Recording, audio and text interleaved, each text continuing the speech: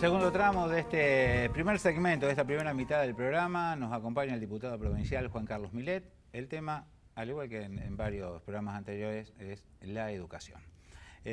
Diputado, doctor Juan Carlos Milet, olvidé decir algo, porque también lo dije a aquellos que antes que usted vinieron a hablar del tema de educación, de los padres y los adolescentes, de la generación ni estudia ni trabaja.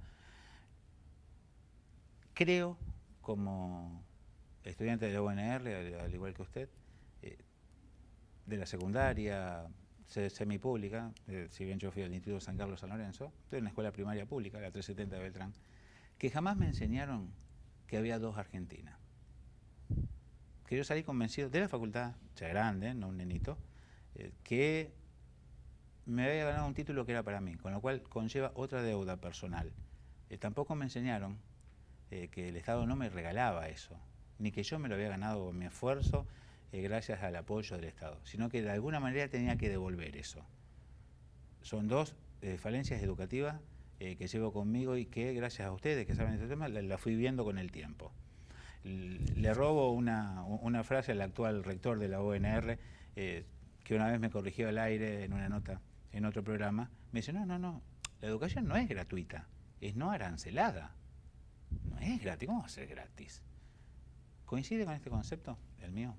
Sí, por supuesto que sí. Yo creo que el problema de que no lo vemos con claridad, eso lo discutimos mucho con los alumnos de la universidad, es que nosotros nos asumimos, los que salimos de la universidad, como profesionales, odontólogos, médicos, ingenieros, cientistas de la educación, y no nos asumimos como universitarios.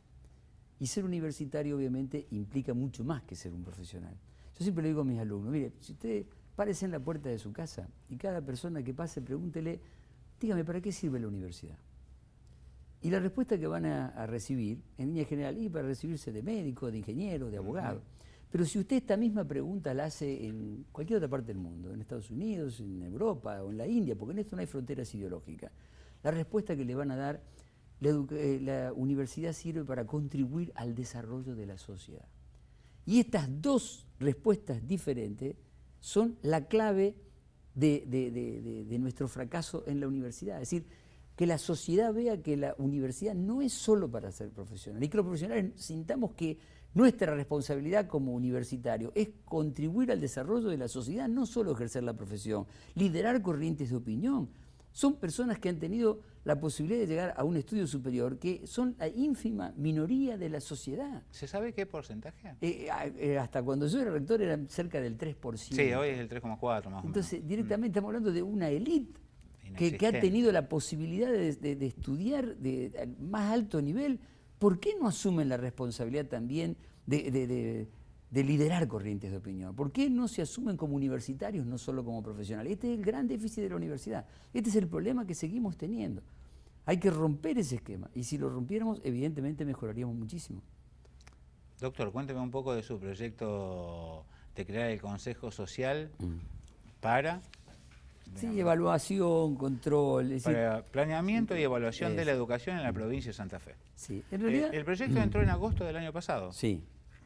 El proyecto viene a cuento de lo que yo te decía antes. Es decir, nosotros no queríamos plantear otra aspirina más. Es decir, a ver, agreguemos un contenido, démosle tal forma, agreguemos un plan de... No, dijimos, vamos a ver, y un poco lo adelantamos en el bloque anterior, contestémonos estas preguntas que damos siempre por sentado que las sabemos y a veces no sabemos por qué. ¿Qué era lo que hacíamos bien antes, a partir de lo cual habíamos podido ser tan exitosos, y a partir de cuándo se producía el error, digamos? Y bueno, lo que hacíamos bien antes, cuando uno hace el proyecto de investigación y arranca ya por el 1605, va viendo que la semilla del éxito de la educación en América fue que ya desde el primer momento, cuando se empieza a discutir si había o no había que traer un maestro a América, esto se hace en el cabildo, es decir, en el lugar donde todos los actores sociales, pobres, ricos, gente con formación, gente ignorante, discutían el futuro, y en el futuro entendían que la educación formaba un papel.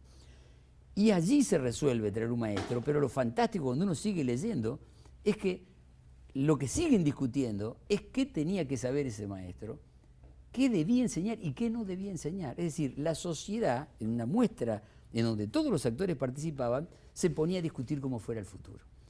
De hecho, el sistema avanza, en 1881 se crea el Consejo Nacional de Educación, padres, cooperadores, empresarios, gremios, las iglesias, todos discutían capacitación docente, contenido, todo lo atinente al futuro. Y eso dio lugar a lo que decíamos antes.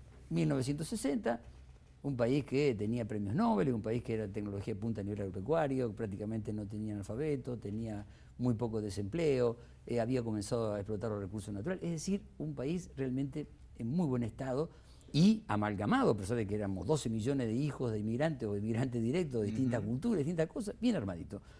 Bien Onganía, por decir un punto clave, podríamos citar algunos hitos anteriores y seguramente otros hitos más fuertes posteriores, pero digo, bien Onganía y fiel a su criterio autoritario, dice esto que discuten estas 50 personas, es una agenda subversiva, lo cierro, y a partir de ahora lo hace un ministro. Y claro, ¿qué es lo que nosotros vemos? Los resultados en educación no se ven enseguida.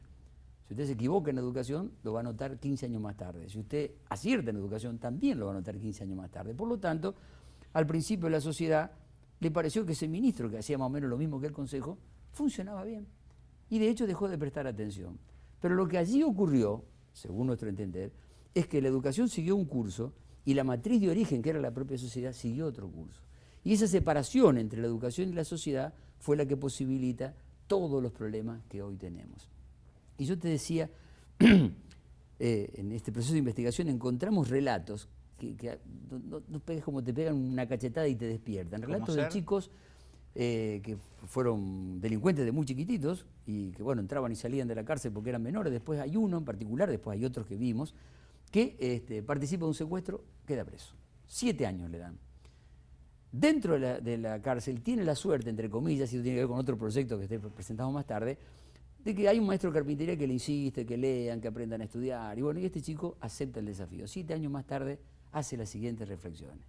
Él dice, el problema de ustedes, como diferenciando que los sectores del delito y los sectores de la villa son una cosa y el resto de la sociedad es otra, dice que ustedes creen que nosotros tenemos el mismo sueño, que queremos estudiar, que queremos trabajar, queremos tener una casa. Dice, no, dice, en sus palabras dice, eso para nosotros es una gilada. Dice, yo me crié en una cultura, esto es taxativo, en donde el héroe era el que mató a un policía o se robó un blindado, no San Martín o Belgrano. Y si yo le decía a mi mamá, cuando era chiquitito, que mi sueño era participar en una toma de rehenes en un banco, no ser astronauta, neurocirujano.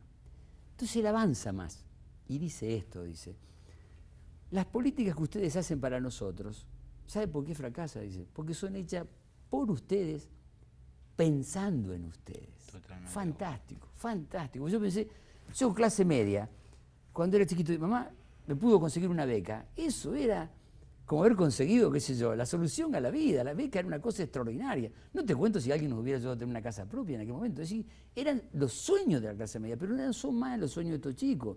Los sueños de estos chicos son estas cosas que él estaba contando. Pero lo fascinante, para hacértelo corto, es que él termina diciendo, pero ahora que leí, que estudié, que entiendo cómo funcionan las cosas, yo también me quiero dejar de drogar, quiero dejar de robar, quisiera tener un trabajo, quisiera tener una familia.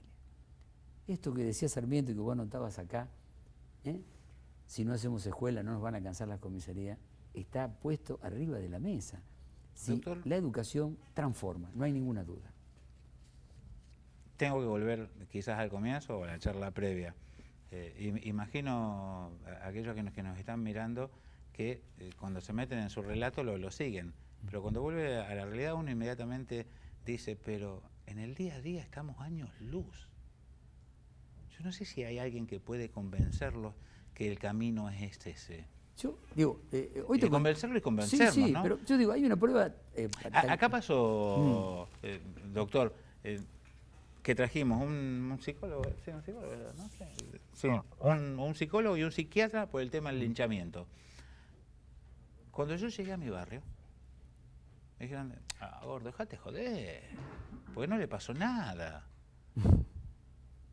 Dejá que le pase lo que le pasó a él, que va a ver. Hoy mismo me pasó, hace algunas horas golpearon y mandó a una señora mayor que acompañó toda mi vida como vecina, seguramente en el Hortondo ha pasado. en el barrio nos conocíamos todos. Sí, sí. Y los más grandes eran padres y madres secundarios de todos. Bueno, para sacar una cartera de 95 años, hicieron caer, la golpearon, creo que me metieron una trompada, una locura. Y cruzo a un amigo en común, también del barrio, y dice, estoy queriendo saber quién es.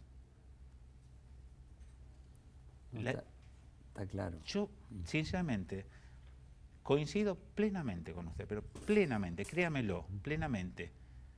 Lo que no sé es cuál es la salida intermedia, porque tiene que haber algo. Sí. Yo, a ver. Sí, sí. Y no lo veo, créame, ¿eh? Sí, yo, digamos, hay dos cosas que quiero que nosotros veamos. Respecto de la posibilidad de recuperar o no a esta gente, creo que la prueba está al canto en lo que ocurre en la cárcel. Yo te lo decía, que es otro proyecto que nosotros presentamos. Sí. El 35% de las personas que cometen un delito, van adentro, cumplen la pena, salen, vuelven a entrar de nuevo, vuelven a cometer el delito. Pero cuando uno se pone a ver si esa gente dentro de la cárcel, como este chico que yo te contaba recién, opta por estudiar, desgraciadamente no todas las cárceles lo tienen, ni es obligatorio, que esto es lo que estamos trabajando ahora, el que optó por estudiar o aprender un oficio solamente vuelve el 5%. Ahorita la prueba ahí, si el chico, o no tan chico, son chicos de 30 y pico de años, muchos de ellos que están en la cárcel hoy, si el chico tiene acceso a la educación, realmente se le produce un cambio en la forma de pensar. Esta forma de pensar que él tenía antes, la cambió por otra forma de pensar. Y la cárcel es una demostración en aquellos que acceden al sistema educativo de que efectivamente es así, porque no es casual. Del 35 pasamos al 5, estamos un 30% de personas, que sería casi el 90 y pico % del total, que eventualmente no volvería a la cárcel. Entonces, yo creo que esto está perfectamente claro. El problema también es que yo no puedo hacer una estrategia educativa si yo no incorporo a mi estrategia esa forma de pensar. Porque es lo que hacen los ministerios hoy. No vienen los chicos a la escuela. Vamos a ver si le damos una beca y viene. Ese chico no piensa así. Son miles que no piensan así. Vamos a ver si mandamos a la psicopedagoga que vaya a la casa con toda dificultad, a ver si lo rescata. Rescata uno de 1000. Es decir, son estrategias que siguen siendo pensadas, como decía este chico. Hay que escuchar, son estrategias de ustedes para ustedes. Hay que tener en cuenta que esta gente ya piensa diferente, actúa diferente, y su pensamiento tiene que estar reflejado dentro de ese Consejo de Educación para que podamos establecer una estrategia específica dirigida a esos actores que hoy ya no sienten ni piensan como nosotros. Pero obviamente que es difícil. Yo siempre cuando hice esto me hago el San Martín, ¿no? Porque me acuerdo, siempre me impactó esa anécdota de San Martín cuando quería armar el ejército de los Andes y mandaba todos los días a Buenos Aires cartas que le mandaran balas y soldados y no le mandé. Y un día le mandaron, qué sé yo, un puñado de soldados, 3 cañones, y en la carta taxativamente le pusieron: acaba todo esto y déjese de joder, porque usted sabe lo que está queriendo hacer es imposible. Y San Martín le dijo: sí, yo sé que es imposible. Dice, pero es absolutamente indispensable, así que hay que hacerlo. Yo creo que con la educación pasa eso, ¿no? Y yo creo que ha sido un gusto recibirlo, doctor. Bueno, gracias a vos. Muchas gracias. Ya volvemos con este invierno que pasó, que no fue tan frío. No sé si ustedes se acuerdan, en el Hortondo, en invierno había escarcha. Sí, y los zamañones. No hay más escarcha. Sí. No hay más escarcha, doctor. ¿Alguien se la robó? Bueno, eso también. Lo dijo usted, lo dijo un diputado de la provincia. Vamos a hablar con Diego Lobardi del invierno que pasó y la primavera que ya llegó, que nos aguarda. Es el cambio climático lo que nos está aconteciendo, la corriente del niño, de la niña, etcétera, etcétera. Bueno, ese es el segundo tema. Educación, punto y seguido. Vamos a continuar aquí en De Esto Sí Se Habla.